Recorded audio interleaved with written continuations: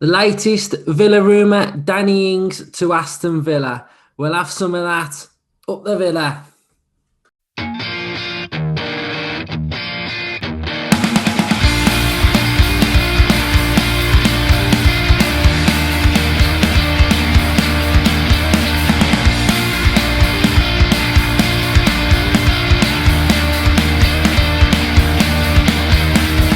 Hello and welcome to Up the Villa podcast. If you're new, again, please subscribe. Just hit the subscribe button. You'll help us grow massively, and we'll have a like target of 100. That helps just get this video out there into the algorithm. So your support is massive if you can help us along our little journey and get involved as well. So get involved in anything that we're discussing. Just drop your thoughts in at the comments as well. So latest rumour today, Danny Ings to Aston Villa. It's apparent that he's going to be turning down his contract extension, which is going to be up in 12 months' time. There's West Ham, Spurs and Villa apparently linked with it.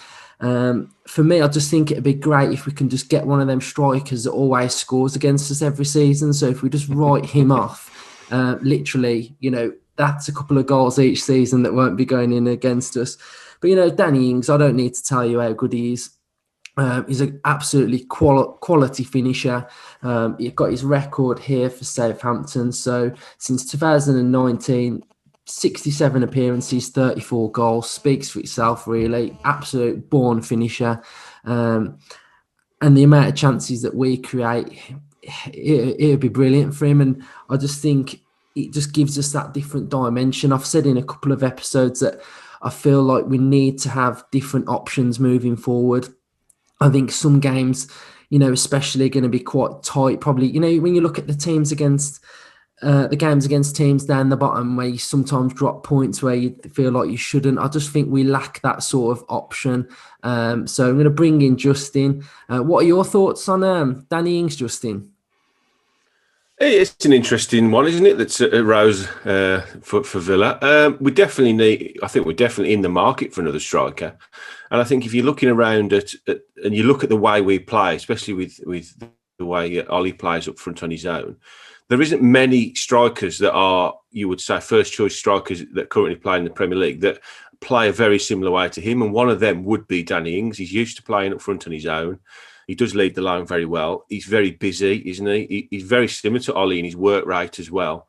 So it sort of makes sense, really, doesn't it? Because I can't see us changing formation next season. So it would make sense to bring somebody in that could just slot into that role should we need him. And he would be genuine competition for Ollie, wouldn't he? Because coming in as an equal, really, looking at his record over the last couple of seasons especially. So the only thing that's a negative is his age, but he's not old. He's 28. So he's probably still got a good 3 or 4 years in him in the top flight. So it's a very interesting move. I'd be interested to know what kind of money they're talking for him, because has he got 1 year left in his deal, did you say, or 2? Yeah, so that probably brings the price down a little bit. But yeah, he's of the sort of type of player we should be going after, isn't he? So, it's not one that I would be definitely against us going for. And as you say, just to stop him scoring against us would be a nice move, wouldn't it? It's like a Man City thing, that, isn't it? Buy all the players that play well against you, then you just get better, don't you? So maybe that's the way to go. I think it's the type of striker, the type of player that we should be linked with.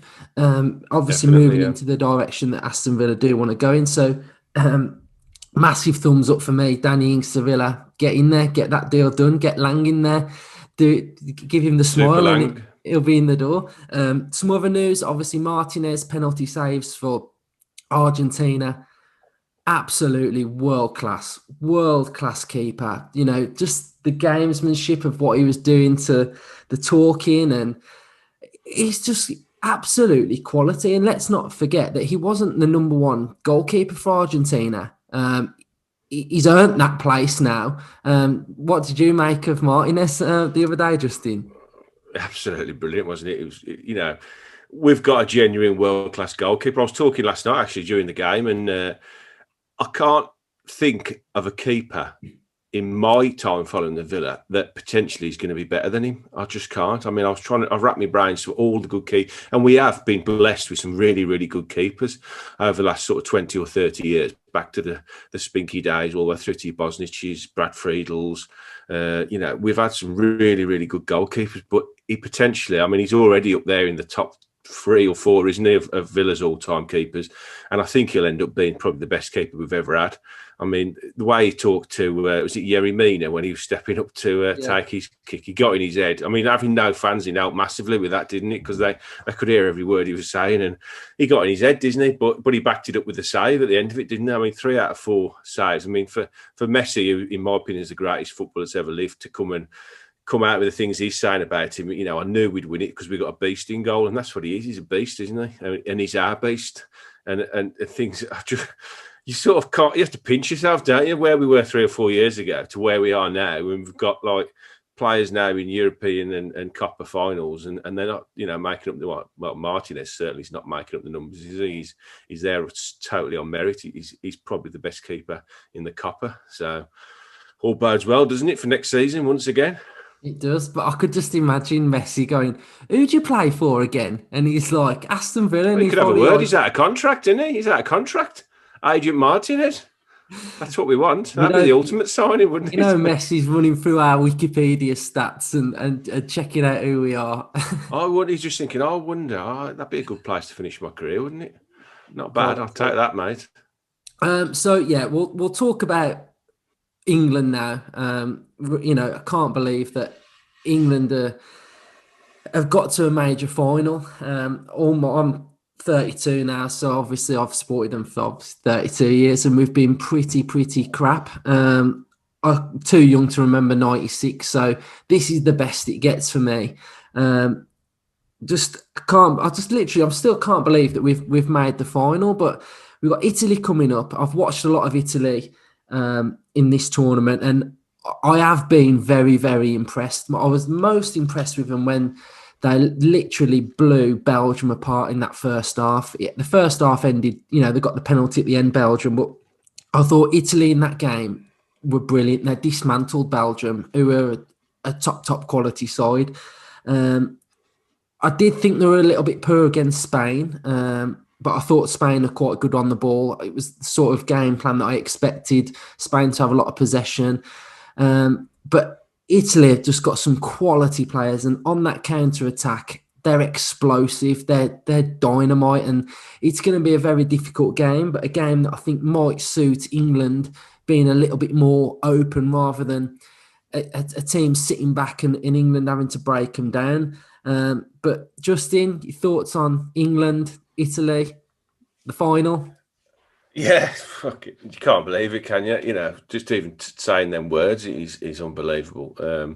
I'll go back a bit further than you to 86. That was my first memory of international football and Maradona. And I've said it a few times. Ever since then, I've just been praying we could get to a final and win something, because you've seen what the country's like now. Interested in the semi-final and the euphoria around everything. You can't imagine what it'd be like Sunday night, can you? 10 o'clock. We've seen it every 2 years. We see it, don't we? European Championships, then World Cups, and then you see on the news whoever wins it. They always show the footage of the capital cities and, you know, the bigger towns and the cities, and the places are buzzing. And it's to experience that in this country, it will be phenomenal. You know, everybody's going to be meeting with friends and family, and be lovely just to get over the line now. But let's not, you know, beat around the bush here. We are going to be playing probably the best team in the tournament so far. They're there. To be fair, I think the 2 teams that have got to the final, England included, are probably the best 2 teams in the tournament.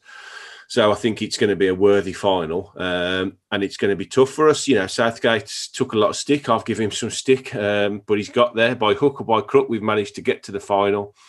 And now we've got to win it, haven't we? It's absolutely pointless getting to a final if you don't win it. At the end of the day, you know, as Villa fans, we know what that feels like. You know, I used to say I'd rather get knocked out in the first round than get hammered in the final. But ultimately, it's a great achievement to get to a final, isn't it? But I would prefer to win them when we get there. So that's what I'll be looking for England to do.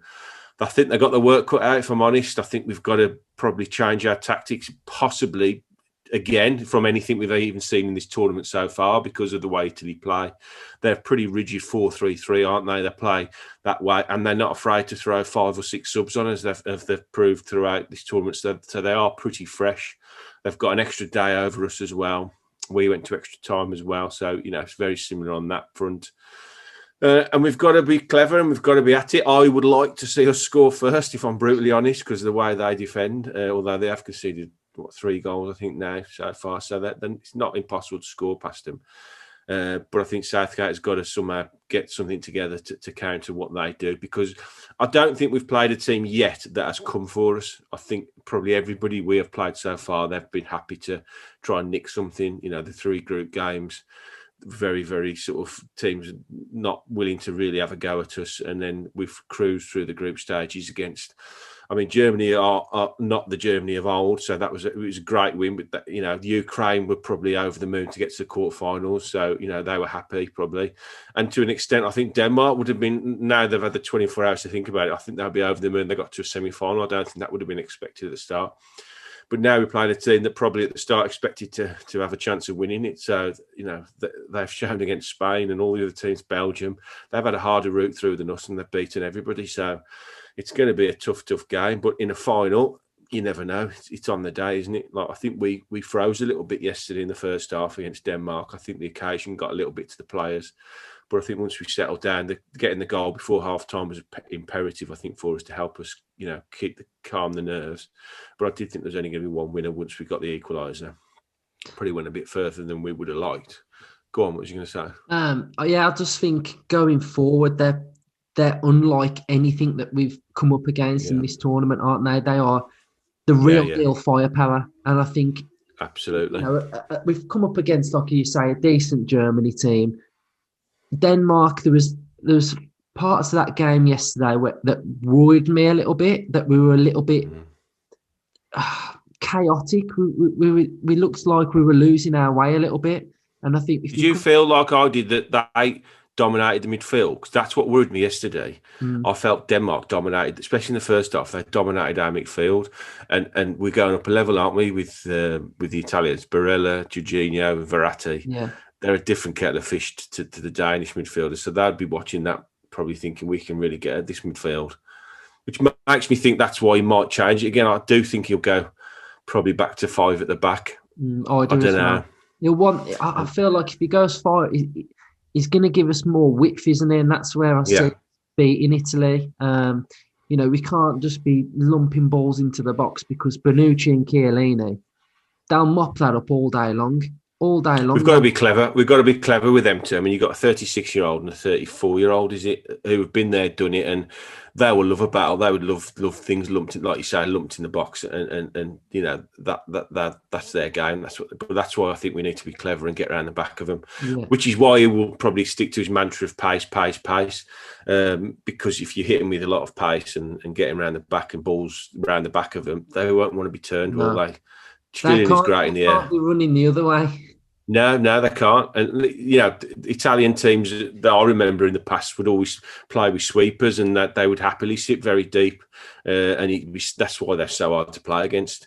They just sit deep, soak everything up, and then they hit you on the break. And with that front three at the moment, I think that Chiesa, for me, he's got to be up there, one of the players of the tournament.